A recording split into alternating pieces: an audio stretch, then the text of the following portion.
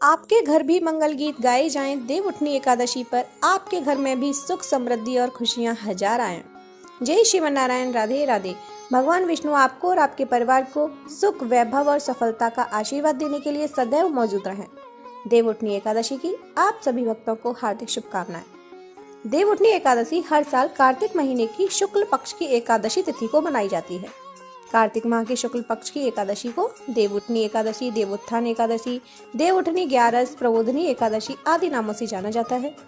जब भगवान विष्णु शयन कक्ष में चले जाते हैं तो 4 मास तक विवाह एवं मांगलिक कार्य नहीं किए जाते। पौराणिक मान्यताओं के अनुसार इस दिन भगवान विष्णु क्षीर सागर में 4 माह की गहरी निद्रा के बाद जागते हैं। उनके उठने के बाद ही हिंदू धर्म में सभी शुभ मांगलिक कार्य शुरू हो जाते हैं। देवउठनी एकादशी का व्रत रखने और कथा सुनने से स्वर्ग की प्राप्ति होती है। इस दिन का फल इतना है कि इस दिन व्रत रखने से अकाल मृत्यु योग भी खत्म हो सकता है। पुराणों के अनुसार कार्तिक माह में भगवान विष्णु जी को तुलसी पत्र अर्पण करने से 10,000 गायों के दान के समान फल निश्चित रूप से मिलता है। देवउठनी एकादशी 4 महीने की लंबी अवधि चातुर्मास के अंत का प्रतीक है। सभी एकादशियों के व्रत में देवउठनी एकादशी का खास महत्व है। इस दिन भक्तों द्वारा जगत के पालनहार भगवान विष्णु और माँ लक्ष्मी की पूजा अर्चना की जाती है। इस दिन भगवान विष्णु के साथ माता लक्ष्मी की पूजा करने से धन धान्य में बरकत आती है, साथ ही जातकों की सभी मुरादें पूरी होती है। भगवान विष्णु और माता लक्ष्मी की कृपा प्राप्त करने के लिए हमें कथा अवश्य पढ़नी या सुननी चाहिए। तो भगवान विष्णु का नाम लेकर कथा शुरू करते हैं। बोलिए विष्णु भगवान की जय, माता लक्ष्मी की जय। एक राजा के राज्य में सभी लोग एकादशी का व्रत रखते थे। प्रजा तथा नौकर चाकरों से लेकर पशुओं तक को एकादशी के दिन अन्न नहीं दिया जाता था। एक दिन किसी दूसरे राज्य का एक व्यक्ति राजा के पास आकर बोला, महाराज कृपा करके मुझे नौकरी पर रख लें। तब राजा ने उसके सामने एक शर्त रखी कि ठीक है रख लेते हैं, किंतु रोज तो तुम्हें खाने को सब कुछ मिलेगा पर एकादशी को अन्न नहीं मिलेगा।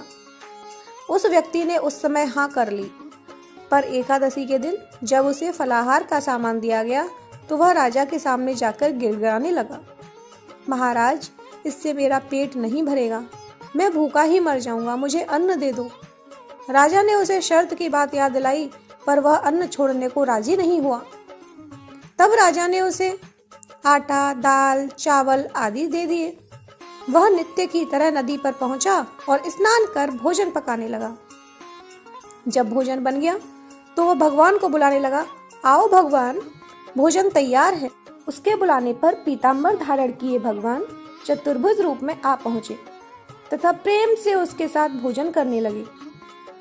भोजन करने के बाद भगवान अंतर्धान हो गए तथा वह अपने काम पर चला गया। 15 दिन बाद अगली एकादशी को वह राजा से कहने लगा कि महाराज मुझे दुगना सामान दीजिए, उस दिन तो मैं भूखा ही रह गया। राजा ने कारण पूछा तो उसने बताया कि हमारे साथ भगवान भी खाते हैं, इसलिए हम दोनों के लिए सामान पूरा नहीं होता। यह सुनकर राजा को बड़ा आश्चर्य हुआ। वह बोला, मैं नहीं मान सकता कि भगवान तुम्हारे साथ खाते हैं।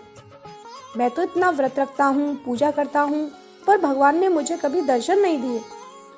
राजा की बात सुनकर वह बोला, महाराज यदि विश्वास न हो तो साथ चलकर देख लें। राजा एक पेड़ के पीछे छिपकर बैठ गया। उस व्यक्ति ने भोजन बनाया तथा भगवान को शाम तक पुकारता रहा, परंतु भगवान न आए। अंत में उसने कहा, हे भगवान यदि आप नहीं आए तो मैं नदी में कूदकर प्राण त्याग दूंगा। लेकिन भगवान नहीं आए। तब वह प्राण त्यागने के उद्देश्य से नदी की तरफ बढ़ा। प्राण त्यागने का उसका दृढ़ इरादा जानकर शीघ्र ही भगवान ने प्रकट होकर उसे रोक लिया और साथ बैठकर भोजन करने लगे। खा पीकर उसे अपने विमान में बिठाकर अपने धाम ले गए। यह देख राजा ने सोचा कि व्रत उपवास से तब तक कोई फायदा नहीं होता जब तक मन शुद्ध न हो। इससे राजा को ज्ञान मिला। वह भी मन से व्रत उपवास करने लगा और अंत में स्वर्ग को प्राप्त हुआ। अब सुनते हैं देव प्रबोधनी एकादशी से संबंधित दूसरी कथा। एक राजा था, उसके राज्य में प्रजा सुखी थी। एकादशी को कोई भी अन्न नहीं बेचता था, सभी फलाहार करते थे। एक बार भगवान ने राजा की परीक्षा लेनी चाहिए। भगवान ने एक सुंदरी का रूप धारण किया और सड़क पर बैठ गए। तभी राजा उधर से निकला और सुंदरी को देखकर चकित रह गया। उसने पूछा, हे सुंदरी तुम कौन हो और इस तरह यहाँ क्यों बैठी हो? तब सुंदर स्त्री बने भगवान बोले, मैं निराश्रिता हूँ, नगर में मेरा कोई जाना पहचाना नहीं है, किससे सहायता मांगू? राजा उसके रूप पर मोहित हो गया था। वह बोला, तुम मेरे महल में चलकर मेरी रानी बनकर रहो। सुंदरी बोली, मैं तुम्हारी बात मानूंगी, पर तुम्हें राज्य का अधिकार मुझे सौंपना होगा। राज्य पर मेरा पूर्ण अधिकार होगा, मैं जो भी बनाऊंगी तुम्हें खाना होगा। राजा उसके रूप पर मोहित था, अतः उसने उसकी सभी शर्तें स्वीकार कर लीं। अगले दिन एकादशी थी। रानी ने हुक्म दिया कि बाजारों में अन्य दिनों की तरह अन्न बेचा जाए। उसने घर में मांस, मछली आदि पकवाए तथा परोसकर राजा से खाने के लिए कहा। यह देखकर राजा बोला, रानी, आज एकादशी है, मैं तो केवल फलाहार ही करूंगा। तब रानी ने शर्त की याद दिलाई और बोली, या तो खाना खाओ, नहीं तो मैं बड़े राजकुमार का सिर काट लूंगी। राजा ने अपनी स्थिति बड़ी रानी से कही तो बड़ी रानी बोली, महाराज, धर्म न छोड़ें, बड़े राजकुमार का सिर दे दें। पुत्र तो फिर मिल जाएगा, पर धर्म नहीं मिलेगा। इसी दौरान बड़ा राजकुमार खेलकर आ गया। माँ की आंखों में आंसू देखकर वह रोने का कारण पूछने लगा तो माँ ने उसे सारी वस्तु स्थिति बता दी। तब वह बोला, मैं सिर देने के लिए तैयार हूँ, पिताजी के धर्म की रक्षा होगी, जरूर होगी।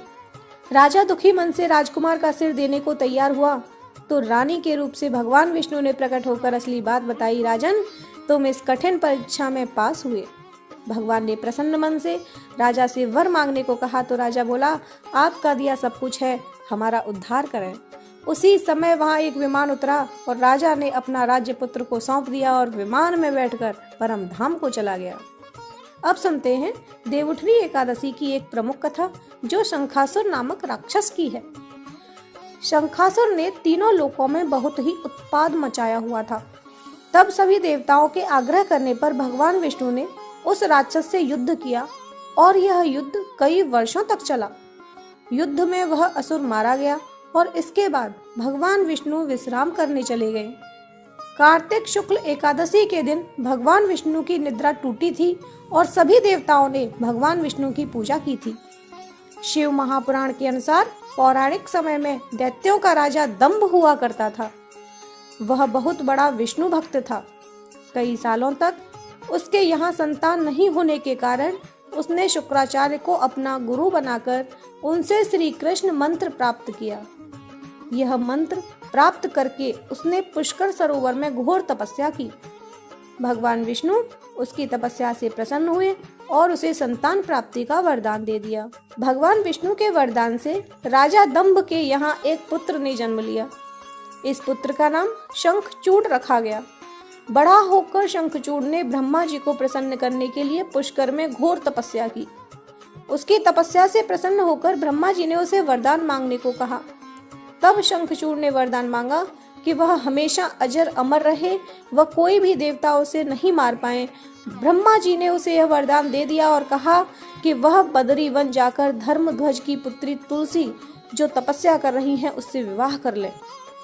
शंखचूड़ ने वैसा ही किया और तुलसी के साथ विवाह के बाद सुखपूर्वक रहने लगा। उसने अपने बल से देवताओं, असुरों, दानवों, राक्षसों, गंधर्वों, नागों, किन्नरों, मनुष्यों तथा त्रिलोकी के सभी प्राणियों पर विजय प्राप्त कर ली। वह भगवान श्री कृष्ण का परम भक्त था। शंखचूड़ के अत्याचारों से सभी देवता परेशान होकर ब्रह्मा जी के पास गए और ब्रह्मा जी उन्हें भगवान विष्णु के पास ले गए। भगवान विष्णु ने कहा कि शंखचूड़ की मृत्यु भगवान शिव के त्रिशूल से ही होगी, अतः आप उनके पास जाएं।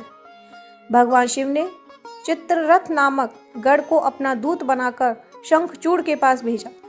चित्ररथ ने शंखचूड़ को समझाया कि वह देवताओं को उनका राज्य लौटा दे, परंतु शंखचूड़ ने मना कर दिया और कहा कि वह महेश्वर से युद्ध करना चाहता है। भगवान शिव को जब यह बात पता चली तो वे युद्ध के लिए अपनी सेना लेकर निकल पड़े। इस तरह देवता और दानवों में घमासान युद्ध हुआ, परंतु ब्रह्मा जी के वरदान के कारण शंखचूड़ को देवता नहीं हरा पाए। भगवान शिव ने शंखचूड़ का वध करने के लिए जैसे ही अपना त्रिशूल उठाया, तभी आकाशवाणी हुई कि जब तक शंखचूड़ के हाथ में श्री हरि का कवच है और इसकी पत्नी का सतीत्व अखंडित है, तब तक इसका वध असंभव है। आकाशवाणी सुनकर भगवान विष्णु वृद्ध ब्राह्मण का रूप धारण कर शंखचूड़ के पास गए और उससे श्री हरि कवच दान में मांग लिया। शंखचूड़ ने वह कवच बिना किसी संकोच के दान कर दिया।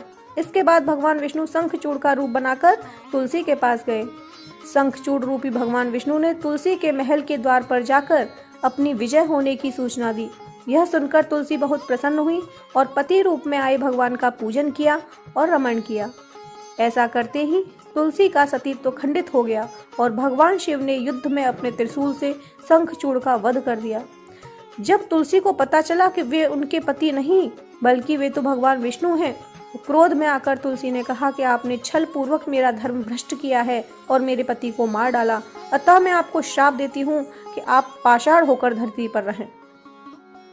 तब भगवान विष्णु ने कहा, हे देवी, तुम मेरे लिए भारतवर्ष में रहकर बहुत दिनों तक तपस्या कर चुकी हो।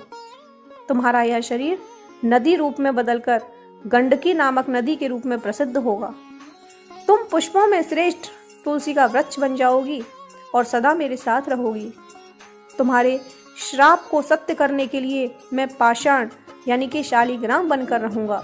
गंडकी नदी के तट पर मेरा वास होगा। देव प्रबोधिनी एकादशी के दिन भगवान शालिग्राम व तुलसी का विवाह संपन्न कर मांगलिक कार्यों का प्रारंभ किया जाता है। हिंदू धर्म मान्यता के अनुसार इस दिन तुलसी शालिग्राम विवाह करने से अपार पुण्य प्राप्त होता है। जय श्रीमन नारायण। राधे राधे।